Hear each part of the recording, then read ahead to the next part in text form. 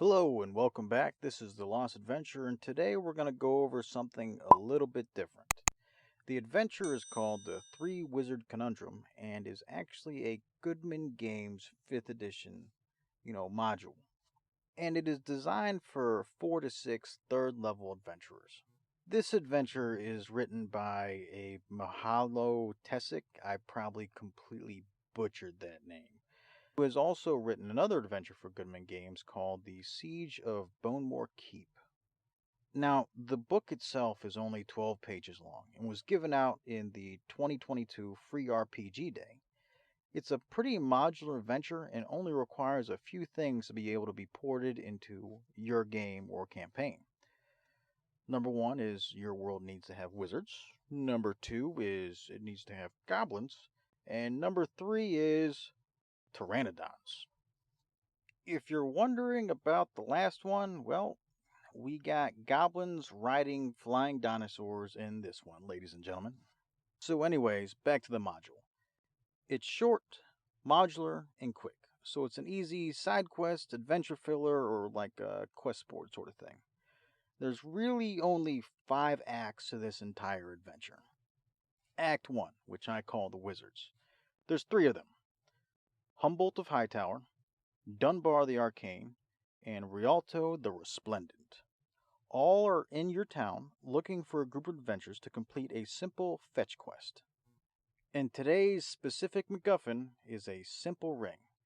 Now, the 3 wizards are not together. They're supposedly wandering around town, each of them looking for a group of adventurers to obtain this ring that they've all located using magical means.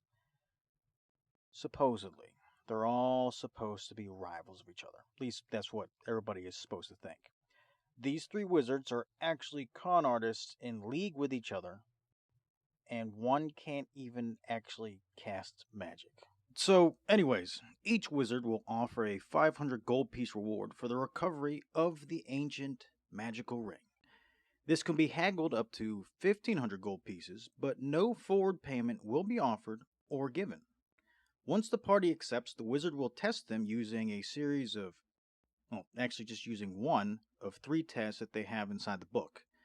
Each one of the tests is actually made to they're actually scams of their own. Each of the tests is actually a way for the wizard giving the test to test to see how much money, gold, or items each of the players have.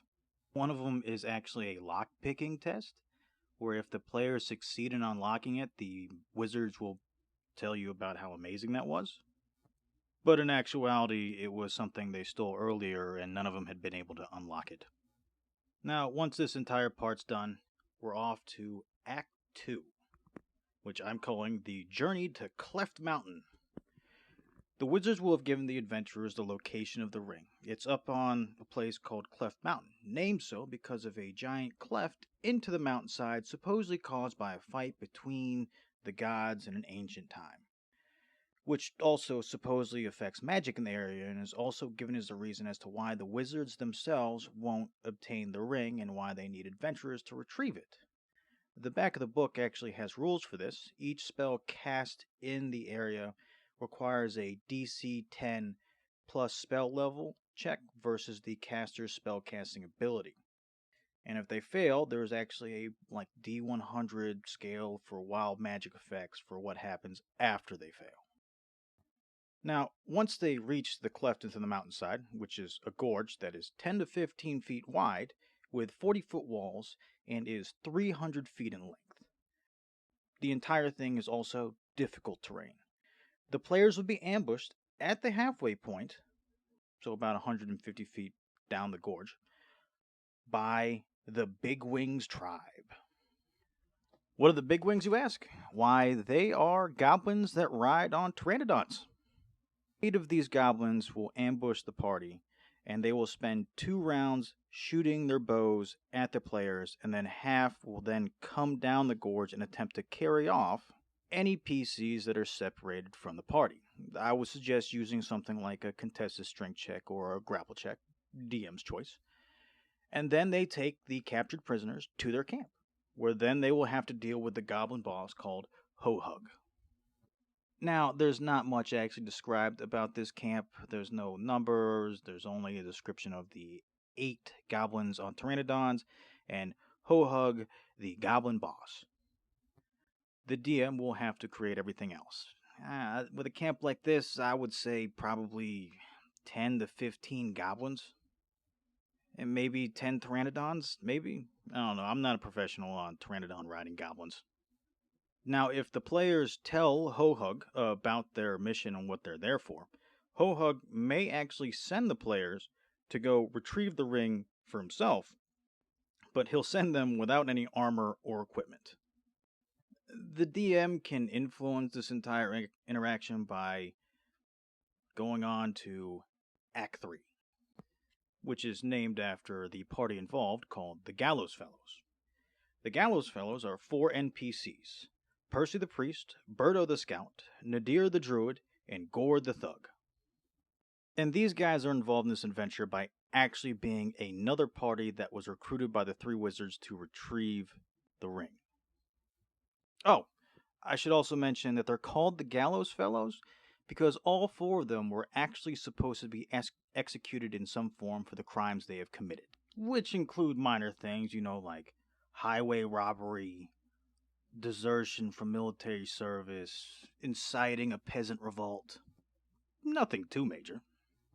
This encounter is designed to be flexible and implemented at any time in the campaign after the players arrive at the gorge. The book gives 3 examples of when to include them into the adventure. If the party is captured by the goblins, the Gallows Fellows can actually come in and save them. If the players decide they want to take a rest after fending off the goblins before they get the benefits, they could be ambushed by the Gallows Fellows. Or when the players begin their descent to get the ring is when the Gallows Fellows attack them. This is not a complicated encounter. It's pretty simple. They just give you a party of NPCs and they have them attack. Roleplay them as you wish. However, I should note that the book has it where the Gallows Fellows aren't really a bad sort of like people.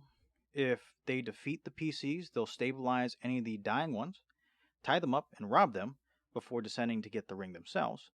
Or once they begin losing the battle, they will parley for truce before the battle goes too far. Now, remember that part where I said something about the Gallows Fellows are going to attack the players once they begin the descent? Well, that's Act 4, the descent. So, at the end of the so-called cleft, there is a sealed well that is 10 feet in diameter. Once the players remove the cap, it'll be shown to be a shaft that's descending 100 feet into the ground. And if you have players that are capable of seeing into darkness, or if the players throw a torch down into the shaft, it will reveal a glint, which will be the ring itself.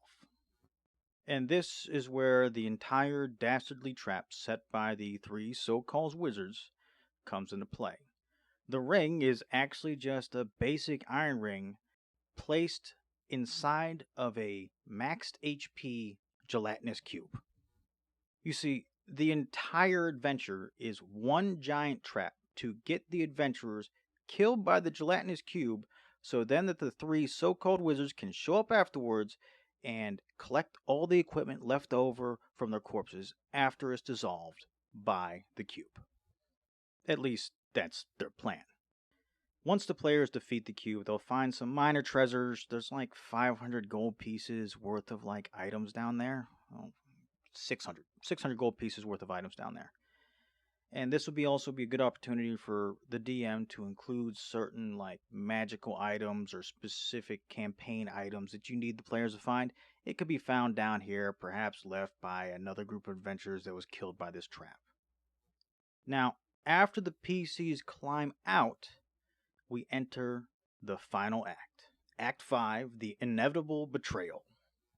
The PCs have survived, and they figured out the ring is just a worthless bauble, and they have made their way out of the well and are beginning to go out of the gorge, only to be ambushed once again by the 3 wizards who are supposedly looking for adventurers on a flying carpet. Now, the book doesn't specifically mention where this happens. It's up to the DM. Personally, we do it when they were about halfway out of the gorge, probably in about the same area that they were ambushed by the goblins riding dinosaurs.